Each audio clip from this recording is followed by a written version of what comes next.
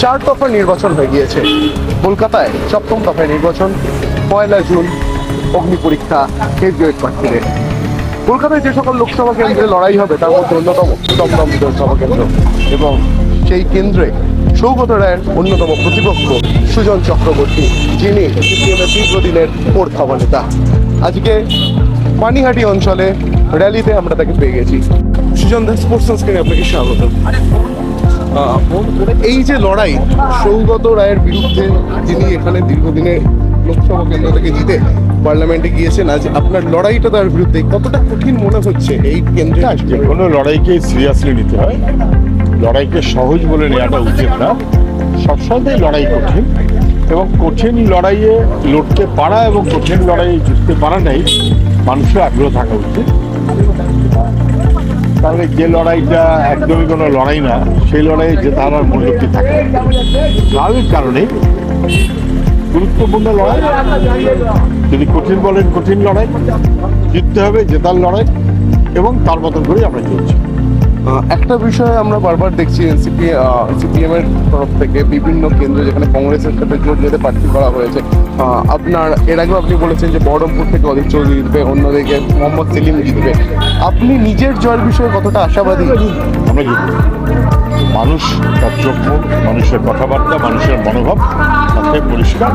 এই নির্বাচনটা জেতার নির্বাচন। এই নির্বাচন মানুষ জিতবে, মানুষ জিতবে বলেই আমরা জিতব। লড়াইটা যে মানুষের জেতার লড়াই। মানুষকে ঠকানো হচ্ছে, মানুষকে হারিয়ে দেওয়া হচ্ছে, মানুষের জীবন যন্ত্রণা সর্বনাশ হয়ে যাচ্ছে, মানুষ জিতবে, আমরা জিতব। কিন্তু যাদবপুর কেন্দ্রে যখন আলোচনা উঠেছিল লোকসভা নির্বাচনের ক্ষেত্রে, সেক্ষেত্রে আমরা আশা করেছিলাম যে হয়তো আপনাকেই আবার সেখান থেকে দেখা যাবে, কিন্তু সেই জায়গায় একটা তরুণ মুখকে এনে আপনাকে কঠিন, অন্যতম বলা যেতে পারে যে যেখানে তৃণমূলের গড় বলা হয় কিছু সময়ের পর থেকে দমদমকে, তো সেই জায়গাটা কিছুটা তো কঠিন লড়াইটা। মানে লড়াই কঠিন হবে, এর মধ্যে নতুনত্ব খুব আমি কিছু দেখছি না। আর আমরা কে কাকে দায়িত্ব দেবো আমরা মিলেই ঠিক করি। আমরা ভাবছিলাম যে দাঁড়াবো না, কম বয়সীরা দাঁড়াবে, তাই করেছি আমরা। সৃজন খুব ভালো হয়েছে। তারপরে সবাই মিলে ঠিক করো না, দমদমটাও আমরা জিতে বার করি, লড়াই ভালো করে হোক। আমরা সিদ্ধান্ত করলাম, দাঁড়ালাম আমরা, আমাদের সমগ্র কমরেডরা লড়তে নেমেছি।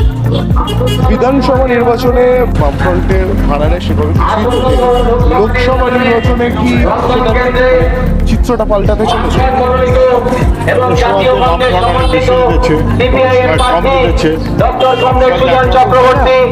আপনাদের এই অঞ্চলে দেখছেন, আপনাদের সাথে পরিচিত হতে আপনারা আসুন, ডক্টর সুজন চক্রবর্তীর সাথে পরিচিত হন এবং আপনার মূল্যবান ভোটটি আগামী মানুষ জানে।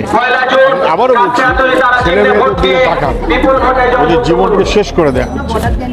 অভিজিৎ গাঙ্গুলি বিচারপতি 6 বছর রাজনীতিতে তোলপাড় ফেলে দিয়েছিলেন একের পর এক রায় নিয়ে। তিনি বিজেপিতে গিয়ে প্রার্থী হলেন তমলুকে। আপনি দীর্ঘদিনের রাজনৈতিক কর্মী হিসাবে কিভাবে দেখছেন বিষয়টাকে? নতুন কোনো কথা না, বিচারপতি অভিজিৎ গাঙ্গুলি খুবই প্রাসঙ্গিক ছিলেন। আমাদের রাজ্যে যে দুর্নীতির চক্র তাকে অনেকটা ফাঁস করেছেন, এবং তার বিরুদ্ধে যথাযথভাবে তদন্ত হয়েছে, যে ফাঁস হয়েছে তাকে যথাযথভাবে নেতৃত্ব দিয়েছেন, সাহায্য করেছেন, তার থেকে বুঝবার চেষ্টা করেছেন, এবং সে অনুযায়ী বাংলার মানুষের কাছে বিপদটা সামনে তুলে ধরেছেন। এটা নিয়ে কোনো সন্দেহ নেই।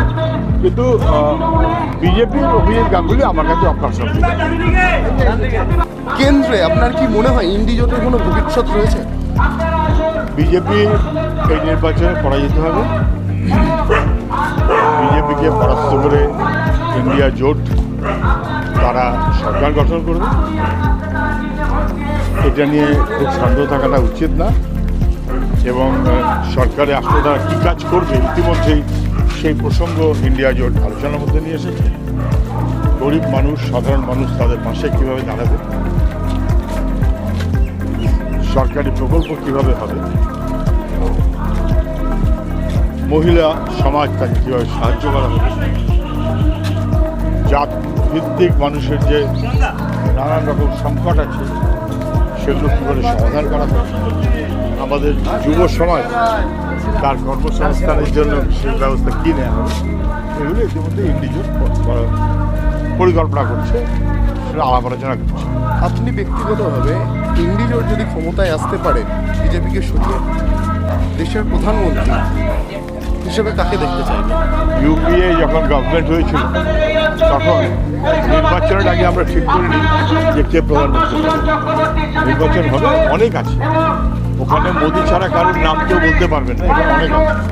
মমতা বন্দ্যোপাধ্যায় সম্পর্কে কি বলবেন? ইন্ডিয়ার মমতা বন্দ্যোপাধ্যায় সবার কাছে ধরা পড়ে গেছে, উনি আসলে প্রধানমন্ত্রী বিজেপির পাশে বিজেপির শাসককেও বিশ্বাস করে, তৃণমূলের কর্মীরা বিশ্বাস করে। আমাদের রাজ্যের যারা তৃণমূলের পুরনো নেতা তারাও কেউ কিন্তু মমতা ব্যানার্জিকে আর বিশ্বাস করে। আপনারা দেখতেই পারলেন দমদম কেন্দ্রীয় লোকসভা নির্বাচনে সুজন চক্রবর্তী, যেখানে সিপিএম এর প্রার্থী, তিনি আজকে পানিহাটি অঞ্চলে রোড শো করছেন এবং যেভাবে বিভিন্ন বাড়ি থেকে, রাস্তার ধার থেকে মানুষ এগিয়ে আসছে তার কাছে হাত মেলানোর জন্য, তাকে জড়িয়ে ধরার জন্য, বা এক কথায় এই রাজ্যে বামেদের পুরনো গরিমাকে ফিরিয়ে আনার দিকে অন্তত কিছুটা হলেও অক্সিজেন যোগাবে, এটা কিন্তু মনে করা যেতে পারে। প্রীতম অধিকারীর সঙ্গে কৌশিক চক্রবর্তী, স্পোর্টস সানস্ক্রিন।